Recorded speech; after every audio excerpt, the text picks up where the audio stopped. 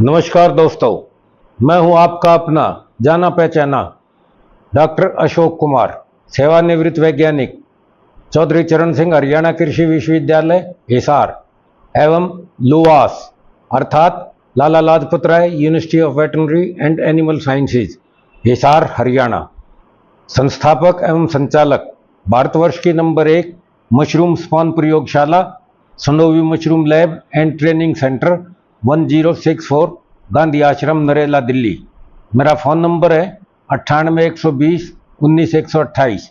जी हाँ, 9812019128। तो दोस्तों, जैसा कि आप जानते हैं, समय समय पर मैं आपके लिए लाता हूँ आपके मनचाहे विषयों के ऊपर, मशरूम के ऊपर कोई ना कोई ऐसा टॉपिक जिसकी कि आपको काफ़ी आवश्यकता होती है। तो पहला, इससे पहले जो है एक वीडियो नंबर था 154, जिसमें हमने मशरूम की बिक्री व्यवस्था के बारे में बताया था। तो वहाँ मैंने आपको कहा था कि मंडियों से में कैसे बिक्री की जाती है मशरूम की, उसके बारे में अलग से एक वीडियो मैं आपको बना के दूंगा, क्योंकि वीडियो काफ़ी लंबा हो जाना था, इसलिए ये उसका एक तरह से समझ सकते हो कि ये एक वीडियो का दूसरा भाग है, या मंडियों की व्यवस्था अलग से इसमें वो की गई है। तो दोस्तों, आज का टॉपिक है हमारा मंडियों में मशरूम की बिक्री व्यवस्था कैसे करें। हमारा यूट्यूब चैनल है @Dr. अशोक कुमार 7966, और इसके संदर्भ का जो वीडियो है, जैसा मैं बता चुका हूं, वीडियो नंबर है 154। तो दोस्तों, क्योंकि अधिकतर मशरूम हमारी जो खासतौर से बटन मशरूम या जैसी भी है, बटन मशरूम का ज़्यादा प्रचलन है और ज़्यादा मात्रा में होती है, और मशरूम तो थोड़ी थोड़ी हैं, जैसे ऑयस्टर मशरूम है या मिल्की मशरूम है, या आपका गैनोड्रामा वगैरह है, इस तरह की और भी कई सारी मशरूम हैं। लेकिन यहाँ हिंदुस्तान में जो आजकल सबसे अधिक प्रोडक्शन है वो बटन मशरूम का ही है, और बटन मशरूम का ज़्यादातर भाग आपका मंडियों में ही बिकता है। तो मंडियों की कार्य प्रणाली और मंडियों के बारे में जानना आप लोगों के लिए बहुत आवश्यक है, अन्यथा मंडियों में जाके आपको एक तरह से लुटना पड़ेगा, पिटना पड़ेगा, और आपको अच्छा भाव भी नहीं मिलेगा और आप ठगे हुए महसूस करोगे। तो मेरा ये जो वीडियो है, हालांकि इसमें कई आदमियों के लिए थोड़े से सख्त शब्द भी इस्तेमाल होंगे, लेकिन ये सच्चाई है, और मैं आपको इस सच्चाई से, मंडियों की सच्चाई से और हकीकत से रूबरू इसमें कराऊंगा। तो दोस्तों, मुख्य तौर पे मंडियां दो प्रकार की होती हैं। एक होती है नियंत्रण मंडी, नियंत्रित मंडी, अथवा सरकारी मंडी या कृषि उपज मंडी समिति, और इसको एग्रीकल्चर प्रोड्यूस मार्केट भी कहते हैं। और दूसरी मंडी है ये प्राइवेट या अनियंत्रित मंडी होती हैं। तो प्राइवेट या अनियंत्रित मंडी जो है, ये तो कोई एक आदमी अपनी कोई वो करके बैठ जाता है, और उसके साथ साथ फिर 8, 10, 15, 20, 50 आदमी और भी धीरे धीरे लग जाते हैं, और वो मंडियां सरकार से कोई रेगुलेटेड नहीं होती, ना उनके ऊपर वहाँ सरकार के कोई कायदे कानून चलते हैं। वो उनके अपना ही कायदा कानून होता है और अपनी तरीके से वो करते हैं। हालांकि वो जो काम करते हैं वो नियंत्रित मंडियों की तरह से ही करते हैं। और ये जो नियंत्रित मंडी है, और आपका खास तौर से उत्तरी भारत में, जैसे आपका हरियाणा, दिल्ली, पंजाब, उत्तर प्रदेश, इनमें ये नियंत्रित मंडी है। और ये मंडी दो प्रकार की होती हैं। एक तो होती है अनाज मंडी, अनाज मंडियाँ, जिसमें आप अपना अनाज बेच के आते हो। अब जिस तरह से ये पीछे आप देखते होंगे कि जो आप गेहूं, धान वगैरह जो बेचते हैं, या और जीन्स बेचते हैं, जीनस जितने ही बेचते हैं, उनमें जो मंडियां हैं, उनकी एक आपको मैं पहचान बता दूं कि उनके गेट के ऊपर लिखा मिलेगा नियंत्रित मंडी, अथवा कृषि उपज मंडी समिति, या एग्रीकल्चर प्रोड्यूस मार्केट कमेटी, या ये जो है रेगुलेटेड होती हैं। और इसके ऊपर जो कानून लागू होता है वो होता है APMC एक्ट। ये APMC एक्ट में आपको ये समझने की जरूरत है, और इसके अनुसार ये कार्य कर रही हैं नहीं कर रही हैं, ये आप देख लो। तो APMC एक्ट में क्या है कि इस कानून के तहत कोई भी मंडी का जो व्यापारी है, वहाँ किसी भी किस्म का, चाहे वो कोई भी एक सब्जी का व्यापारी हो या 2 फलों का व्यापारी हो या 4 सब्जियों का हो या सारी सब्जियां बेचता हो, मतलब जो अपने आप को आड़ती कहलाता है उसको आड़ती बोलते हैं।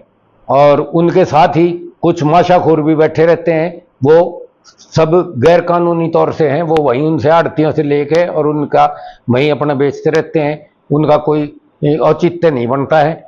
लेकिन जो मंडी के आड़ती हैं उनके ऊपर ये कानून लागू होता है, एपीएमसी एक्ट।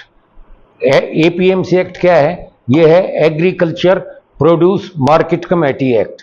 तो इस एक्ट के तहत क्या है कि कोई भी किसान, कोई भी व्यापारी किसान से किसी भी किस्म का कमीशन या लेवी या कोई और फीस या जो भी कुछ कह सकते हो, वो किसी किस्म की इस तरह का कोई भी चार्ज जो है आपके एक किसान से नहीं कर सकता। यहां किसान स्वतंत्र है, क्योंकि ये मंडियां जो एपीएमसी की मंडियां बनाई थी इस कानून के तहत, ये नियंत्रित मंडियां जो बनाई थी सरकार ने, और आज ये काफी वो हो रही हैं, विकसित हो रही हैं।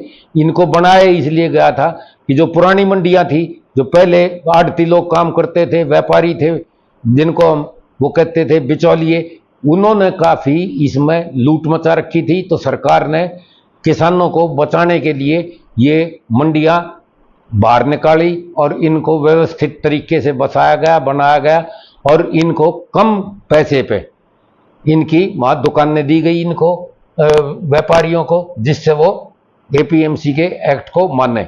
इन्हें जो भी कुछ वो लेना है, कोई कमीशन लेना है या अपना मुनाफा लेना है या अपनी मजदूरी लेनी है या लेवी लेनी है, जो भी कुछ लेना है वो सब का सब खरीदार से लेंगी। जो वहां पे खरीदार जाएगा, चाहे वो मोटा दुकानदार जाए, चाहे छोटा दुकानदार जाए, चाहे कोई थोक का व्यापारी जाए, व्हाटसोएवर, जैसा भी वो वहां पे व्यापारी पहुंचेगा उससे वो व्यापारी या वहां के आड़ती कमीशन लेंगे। कोई भी चार्ज, किसी भी किस्म का चार्ज वो किसी भी किसान से किसी भी हालत में वसूल नहीं कर सकता। लेकिन बड़े दुख की बात है, दुखद बात है कि धीरे धीरे इन लोगों ने इन मंडियों पे थोड़ा सा कब्जा कर लिया है, और ये वहां का जो सरकारी स्टाफ है मंडी का, जो उसकी देखभाल करता है और सारी चीजों को, ताकि वहां किसानों को अच्छी सुविधाएं मिलें और उनको अपना बेचने के लिए अच्छा वो मिले और वहां साफ सफाई रहे और आपका उसकी कार्य प्रणाली जो है मंडी की सुचारू ढंग से चल सके और किसी किस्म की लूट खसोट ना हो, उसके लिए वहां पे एक कार्यालय बना रखा है और अधिकारी भी बैठा रखे हैं और तरह तरह के कर्मचारी भी हैं। वहां का जो अधिकारी है, जहां तक मेरी जानकारी है, उसमें 2 तरह के अधिकारी होते हैं। एक तो सरकार के द्वारा नामित उसका चेयरमैन होता है और दूसरा एक सेक्रेटरी होता है जो आईएएस या यूपीएससी का या स्टेट गवर्नमेंट का नुमाइंदा होता है।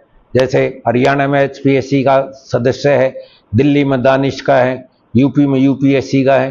तो इस तरह से वहाँ पे अच्छा एक अधिकारी, उच्च स्तर का अधिकारी होता है और उसका अपना दफ्तर होता है, वो सारी मंडी को संचालित करता है और आप वहाँ पे उसकी किसी किस्म की भी धांधलेबाजी ना हो, वो उसको देखभाल करता है मंडी की और किसानों की और व्यापारियों की।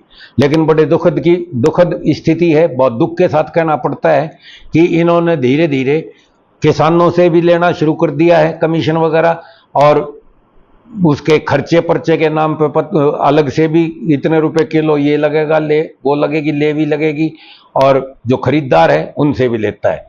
दोस्तों, ये एक आधारभूत सवाल है।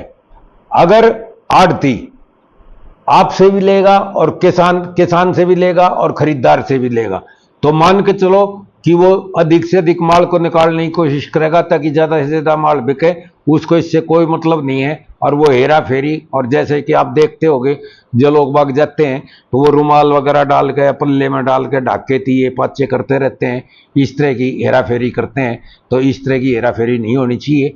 इन मंडियों में जो है ये आपका विशुद्ध रूप से बिल्कुल साफ सुथरा धंधा होना चाहिए और किसानों से किसी किस्म की आदत नहीं लेनी चाहिए। लेकिन क्या है कि किसान उनसे आढ़तियों से कुछ उधार उठाते हैं, कुछ उधार उठाने के साथ साथ वहां से पैसे की भी वो रखते हैं। तो उसमें वो किसानों को जो बड़ा छोटा करके देखते हैं, किसी से 6% ले लिया, किसी से 5 ले लिया, किसी से 3 ले लिया। और जब पर्चा भी बनाते हैं तो सब डुप्लीकेट पर्चे बनाते हैं, जैसे कोई पैड छपवा रखा है, कुछ भी हो रहा है। अगर आपको इनका असली पर्चा चाहिए तो यहाँ से जो है एक जे फार्म मिलता है, जिसमें ये बताएंगे कि हमने इसका किसान का इतना माल बेचा, इस रेट में बेचा, ये होया, और वो बाकायदा होकर के देगा। अगर वो जे फार्म होगा तो वो जे फार्म का जो आमदनी है वो आपकी एग्रीकल्चर आमदनी मानी जाएगी। अदरवाइज आपके जो है ना ये क्या कहते हैं, इनकम टैक्स डिपार्टमेंट वगैरह आपके जो है आपसे इसका हिसाब किताब मांग सकते हैं, और आपको मुश्किल हो जाएगा कि भाई मेरी एग्रीकल्चर आमदनी है या कैसी आमदनी है। तो दोस्तों, आपको उनसे जे फार्म लेना चाहिए। दूसरा, आपको सख्त विरोध रखना चाहिए कि आप इनको किसी भी किस्म से कोई भी वो ना दें। जो आपका वहां पे पल्लेदारी वगैरह का खर्चा होता है थोड़ा बहुत, वो खर्चा आप अलग से अपनी जेब से करो, उनसे मत लो। और नहीं तो आजकल में हम देख रहे हैं पिछले कई सालों से कि इन्होंने कमीशन ना लिख के, पहले कमीशन लिख के दे दिया करते, पर्चा काट के दे दिया करते, 1 नंबर का या 2 नंबर का, जैसा भी कोई वो बना के दिया करते। अब इन्होंने सारे ने कंप्यूटराइज वो कर दिया है, और ये आपको उसमें खर्चा लिख देते हैं। तो खर्चा आपके जुम्मे का कोई नहीं होता। जैसे आप अनाज मंडी में आपका कोई खर्चा नहीं होता। अनाज मंडी में अगर आप अपना अनाज साफ करके ले जाओगे और आप उनसे कहोगे कि जी मेरी तो ऐसे ही बोली बोलो, तो वो वैसे ही बोली बोलेंगे। यदि आप उसको उतरवाते हैं या कुछ साफ सफाई करवाते हैं, तब भी वो जो है ना आपको वहाँ मजदूर दे देगा, उसकी मजदूरी काट लेगा कि भाई ये मजदूरी लगी, किसान से पूछ के वो आपको लगा देगा। बाकी आपका उसमें आप कभी पर्चा आप अगर उसमें लेते हो तो वहाँ देखना कि उस पर्चे में आपका कोई किसी किस्म का आपको आड़त आपसे नहीं ली जाएगी। कोई धर्मादा वगैरह या इस तरह के जो खर्चे पर्चे वो लगाते थे वो नहीं लेंगे। तो इसी तरह से ये सब्जी मंडियों में और फल मंडियों में भी है। सब्जी मंडी में ही जो है ना फल फ्रूट भी बिकते हैं, तो उसमें कहीं कहीं तो जो है ना वो कर रखे हैं। और एक और हम आपको बताएं कि आप इनसे ये जो आढ़ती होते हैं, जिस तरह से आप आज अपनी मशरूम लेके गए हो, तो इनको बेच के आपको साथ के साथ आपका अपना पेमेंट होना चाहिए। इस हाथ बेच दी, उस हाथ आपको पेमेंट मिलना चाहिए।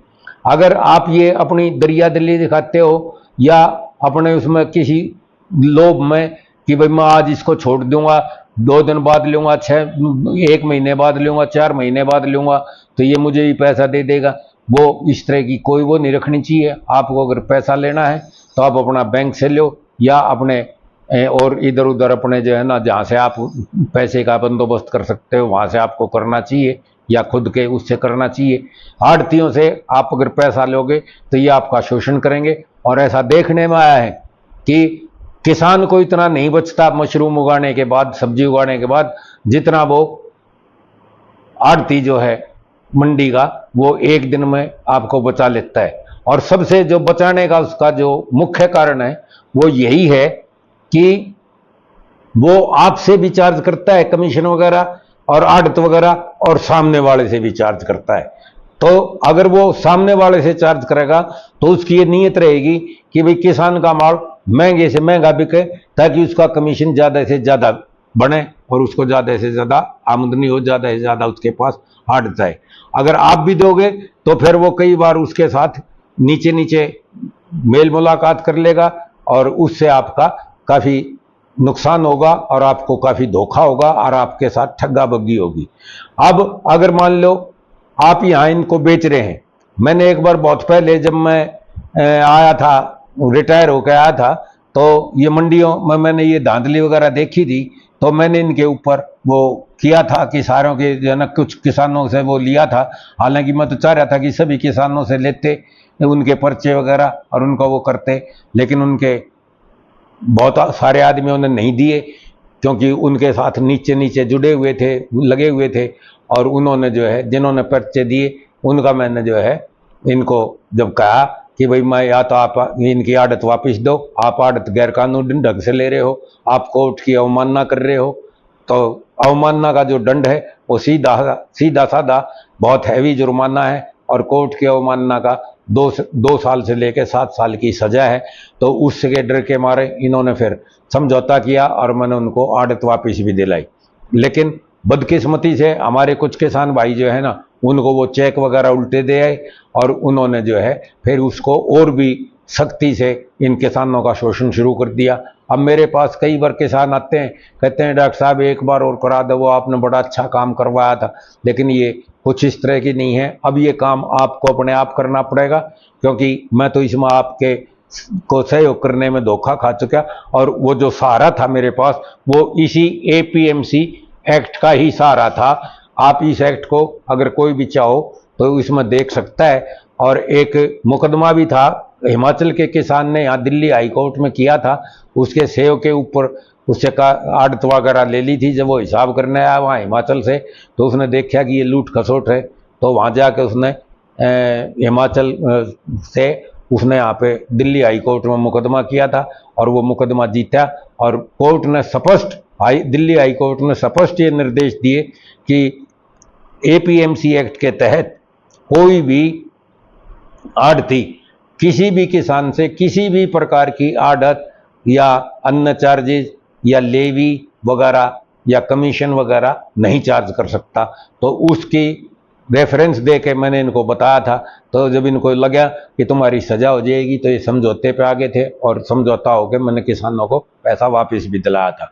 अब अगर आप ये चाहते हैं कि आपका रेट सही मिले आपकी प्रोड्यूस का और ये आपको ना लूटें, तो आपको ये करना चाहिए कि आप इनसे पीछा छुटाओ किसी तरह से और इनको डेली का डेली आप इनसे बेचो और डेली का डेली आप इनसे हिसाब लो। अपना हिसाब लेके अपने पैसे को अपने बैंक अकाउंट में जाकर डालो, ताकि आगे आपको पैसा मिलने में बैंक भी आपको ये देखेगी भाई इसकी अच्छी बैंक में आवागमन है और पैसा आता जाता रहता है और ये धंधा कर रहा है, तो बैंक भी उसी को देख कर आपको पैसा देगा। और इनसे आप किसी किस्म का उधार ना इनका लें ना इनको उधार दें, क्योंकि आपको ये एक मुगालता है। दोस्तों मैं आपको बता दूं, किसान ये सोचता है कि तुम्हारे सारे ही इन आड़तियों के बच्चे पड़ेंगे, जबकि हकीकत ये है कि वे बहुत मोटी मोटी मुर्गियां हैं, उनके पास काफ़ी पैसा है। जिसके पास पैसा नहीं है तो उसको कोई वो नहीं है कि वो आड़त करे या वहाँ बैठ कर आपको ठगाबगी करे और अपने आप को खाम खा का बहुत बड़ा आड़ती सिद्ध करके दिखावे। और जबकि वो उसका लाइसेंस वगैरह भी ना हो और वो किसी दूसरे लाइसेंस पे ही काम करता हो, तो इस तरह के भी वो हैं। अगर जो सही आड़ती होगा तो वो उसका लाइसेंस नंबर होगा, बाकायदा गेट पास की पर्ची कटेगी, पर गेट पास बनेगा। वहाँ वो बहुत थोड़ी फीस है, मेरे ख्याल से ₹1, ₹2, ₹5 तक की फीस है अलग अलग उसकी, कि भाई कौन सी गाड़ी है कितना माल है उसके हिसाब से आप अपना वो फीस दो और आप उस गेट पास को रखो और उनको वो करवाओ, ताकि आपका हिसाब किताब ठीक बना रहे। दूसरा, आप अगर ये आड़ती आपके साथ इस तरह से नहीं मानते, मैं आपको बता रहा हूँ कि अब आपने इनकी आदत खराब कर ली है तकरीबन, और दिल्ली से आड़ती बिगड़ने शुरू हुए थे। और आज के दिन मैं देखता हूँ कि आपका हरियाणा और सारे पंजाब में भी इन आड़तियों का बुरा हाल है और ये सब एक हो गए हैं दूर दूर तक के, और ये सब किसानों को ठगने का काम कर रहे हैं। लेकिन ये ठग रहे हैं तो ये आपकी नासमझी से, आपकी मूर्खता से और आपकी अज्ञानता से और आपका एक का ना होने की वजह से ये आपको ठग रहे हैं और आपको रेट नहीं मिल रहा है। कई साल से आप ये कहते आ रहे हैं डॉक्टर साहब सब चीज़ का वो हो गया, लेकिन जो है ना मशरूम का रेट नहीं है। आपको अचंभा होगा कि ये एक एक किलो मशरूम के पीछे 20-20, 30-30 रुपए तक का भी मुनाफा कमा लेते हैं। आप जरा सोच के देखो क्या आपको मिलता है इतना मुनाफा? आपको नहीं मिलता। तो आप इनका ध्यान रखें और वो करें। दूसरा, ये जितनी भी नियंत्रित मंडियां हैं इसमें आपका कोई ना कोई कोऑपरेटिव सोसाइटी की दुकान जरूर पाएगी। जिस तरह से यहाँ आज़ादपुर सब्जी मंडी की मैं आपको बात बताऊं, यहाँ पे नेफेड की एक दुकान है, आड़त है, जहाँ वो किसान जाते हैं और अपना माल उसके थ्रू बेचते हैं। आप उस कोऑपरेटिव सोसाइटी के मेंबर बनो, उनकी कोई बहुत बड़ी फीस नहीं है कि आप उस फीस को ना दे सकें या आप उसके मेंबर ना बन सकें। आप उसके मेंबर बनो और अपना माल वहाँ बेचो। जब आप एक ही जगह अपने कोऑपरेटिव उस पे सोसाइटी पे वो बेचोगे तो आप मान के चलो कि एक ही जगह से वो होगा और इन्हें खरीदना होगा तो ये भी आपका वहीं से खरीदेंगे और वहाँ आपका रोजगार रेट निश्चित करने में आपकी कोऑपरेटिव सोसाइटी को काफ़ी हद तक मदद मिलेगी और वो अच्छा रेट कोऑपरेटिव सोसाइटी आपको दिलाएगी और वो आपको हर रोज या उससे अगले रोज, पहले दिन बनाएंगे अगले रोज आपके हाथ में चेक दे देंगे, आप अपना जाके चेक जमा कराओ और आप वो करो। इसी तरह से हमारे सोनीपत की जो सब्जी मंडी है वहाँ पे भी कोऑपरेटिव सोसाइटी है, आपका पानीपत में भी कोऑपरेटिव सोसाइटी है।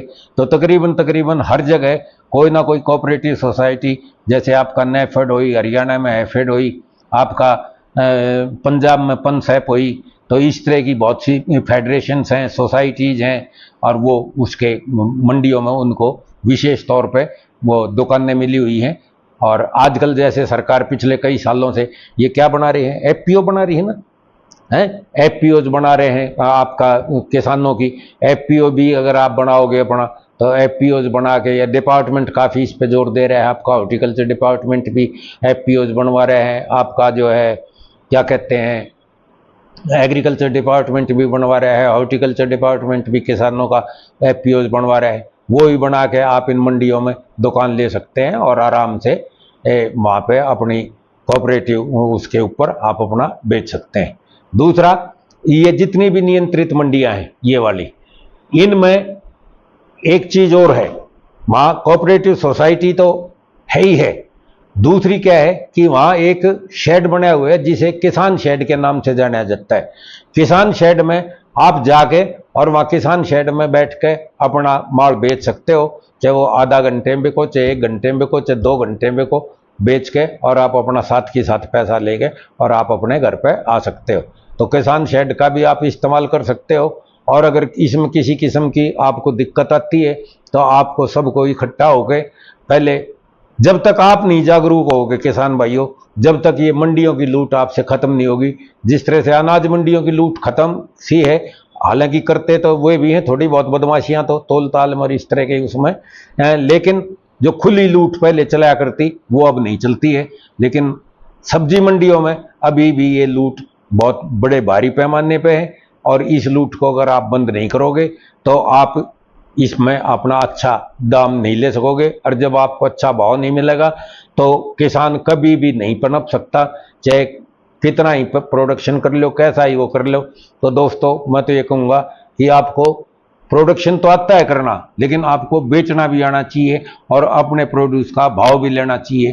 तो ये एक अच्छी जगह है और क्योंकि 90% के करीब माल जो है ना, ऊपर भले ही हो, 90% माल आपका इन मंडियों में ही बिकता है। तो मंडी जो है ना इस तरह की आपको वो करनी चाहिए और उसका ध्यान रखना चाहिए, आपको एक होना चाहिए। और एक जब हो जाओगे तो ये इस तरह की बेईमानी नहीं करेंगे। अगर कोई आपको पर्ची नहीं दे रहा है, वो नहीं दे रहा है, बिल काट के नहीं दे रहा है, लिखित में कुछ उल्टा सुल्टा लिख रहा है, तो आप माइन के सेक्रेटरी को या आपके द्वारा जो सरकार का जो चेयरमैन नियुक्त हो रहे हैं वो आपका राजनीतिक आदमी है, उसको भी आप अपनी शिकायत वो कर सकते हैं और उनका इंटरफेरेंस कर सकते हैं। फिर जितनी भी ये मंडियां हैं इनमें पुलिस चौकी भी है, वहाँ पे भी जाकर आप पुलिस चौकी में भी इनकी जो है ना रिपोर्ट दर्ज करा सकते हैं और उनको जो है ना इंटरफेयर करने के लिए बाध्य कर सकते हैं। तो जब पुलिस की रिपोर्ट होगी, जब आप जागरूक होगे और वहाँ पे इनके ऑफिस में मंडी समिति के दफ्तर में जो है ना जब आप इनकी रिपोर्ट करोगे और रिपोर्ट की कॉपी आप जरूर लो, अवश्य लो कि भाई हमने ये लेटर दिया है, शिकायत दी है, तो इसकी रिसीप्ट आपके पास है, उसकी पावती आपके पास है, तो वो बाध्य हो जाएंगे। नहीं तो राहु केतु और शनि ये सारे एक हो जाएंगे, मिले रहेंगे जैसे कि अब मिले हुए हैं और किसान को की लूट जो है बराबर चली हुई है। तो इस लूट के आप स्वयं जिम्मेदार हो और आप स्वयं जिम्मेदार हो जब तक आप जागरूक नहीं होगे। पहले एक गांव जगो, फिर दूसरा गांव जगो, फिर सारे के सारे इकट्ठे हो और ये इसको एक मुहिम की तरीके से चलाओगे, जब जाकर आपको ये रेट ठीक मिलेगा। नहीं तो चाहे आप कितना ही प्रोडक्शन कर लेना, ये आपको ठीक ढंग से रेट नहीं लेने देंगे और जब तक आपको ठीक रेट नहीं मिलेगा तो आपके खर्चे पानी पूरे नहीं होंगे और आप जो है घाटे में रहोगे और आप कर्जदारी की तरफ बढ़ते रहोगे। और इसके लिए ज़रूरी है कि आप इनसे, आड़तियों से मैं आपसे रिक्वेस्ट करूंगा कि आड़तियों से आप किसी किस्म का कर्जा ना उठाया करें। आपको जो भी कर्जा लेना है या तो आप अपने बैंकों से लो, बैंकों को हर तरह की स्कीम में है वहाँ। अगर किसी आड़ती का भी अगर आपने कर्जा ले रखा है तो बैंक में इस तरह की भी स्कीम है कि आप अपने आड़ती का पैसा चुकाने के लिए भी बैंक से कर्जा ले सकते हो। वहाँ आपको थोड़े से कागज जरूर करने पड़ेंगे, आपको गवाही वगैरह जरूर देनी पड़ेगी, आपको जमानत अवश्य देनी पड़ेगी। लेकिन अगर आपका व्यवहार ठीक है, आपकी नीयत ठीक है, तो बैंक आपको हर तरह से मदद करने के लिए तैयार है। और बैंक से नहीं है, आपको जल्दी में चाहिए तो आप अपने किसी यार दोस्त से या रिश्तेदारी से, अपने सगे संबंधियों से वहाँ से पैसा उठा लो, उसका पैसा दो और अपना काम करो। लेकिन इन आड़तियों से पैसा ना उठाओ। अगर इन आड़तियों से पैसा उठाओगे तो ये जो है आपका इसी तरह से शोषण करेंगे। तो दोस्तों, अब मैंने आपको इसके बारे में काफ़ी कुछ बता दिया है। अगर आपका कोई इसमें सुझाव हो तो आप मुझे अवश्य कमेंट में लिख के बताएं।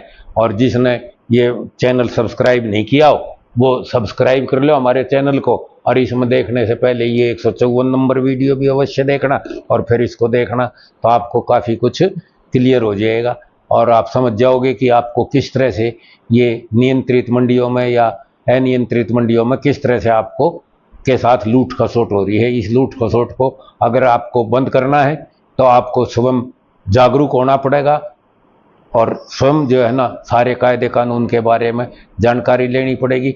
आप किसी भी वकील से आप अगर ये कहोगे भाई ये एपीएमसी एक्ट क्या है, तो आजकल नेट के ऊपर वो विद इन मिनट्स आपको निकाल के ये बता देगा कि हाँ भैया ये एक्ट है और इसके तहत आपका कोई ये जो है ना आपसे कमीशन वगैरह नहीं ले सकते और ये आपकी लूट खसोट कर रहे हैं। तो आप इनको अपना अच्छी तरह से करो और इनके लूट खसोट से बचो, क्योंकि अगर आप कमाओगे और इधर लुटवाओगे तो कहाँ से बात बनेगी, आपकी बात नहीं बनने वाली और आप इस काम को छोड़ दोगे। या आप जिस तरह से पहले किसान लुटा करते, आड़ती लूटते थे और किसान हमेशा कर्जवान पे कर्जवान होया रहा करता, तो इसी तरह से आप, ये तो मशरूम है, बहुत अच्छी है। मैं पिछले 34 साल से इस धंधे में हूँ और मैं जानता हूँ कि इसमें ठीक बचत है, बशर्ते कि आप लूटो नहीं, आप पिटो नहीं। तो जितना हो आप डायरेक्ट बेचो, डायरेक्ट सेल करो, कंज्यूमर तक सेल करो। लेकिन कंज्यूमर तक सारा माल पहुंचना बड़ा मुश्किल है, रिटेलर तक भी, दुकानदारों तक भी पहुंचना बड़ा मुश्किल है, क्योंकि कईयों का बहुत ज़्यादा माल हो जाता है तो उसको तो मंडी में आना ही पड़ेगा। और मंडी में आओ तो मंडी में जो है आप अच्छी तरह से, आपको जागरूक हो गए और आप अच्छी तरह से इसको माल को बेचोगे, जब भी जाके बात बनेगी। अगर ये आपको कलम का टाका मारते रहे तो आप उभर नहीं सकते और आप इस धंधे को छोड़ दोगे। अगर आप धंधे को अच्छा करना चाहते हो, इसमें अच्छी आमदनी लेना चाहते हो, तो आप इसके बारे में जागरूक हो और सारे एक हो जाओ और एक होकर वहाँ पे मंडी में आप ये देखो कि कोई आपका किसान साथी वो लुटपिट तो नहीं रहा है, ये आड़ती उसको लूटने तो नहीं लग रहा है, क्योंकि आप उसकी मदद करोगे तभी वो आपकी मदद करेगा। जब आप दोनों एक दूसरे की मदद करोगे तो आपकी मदद के लिए और भी किसान आएंगे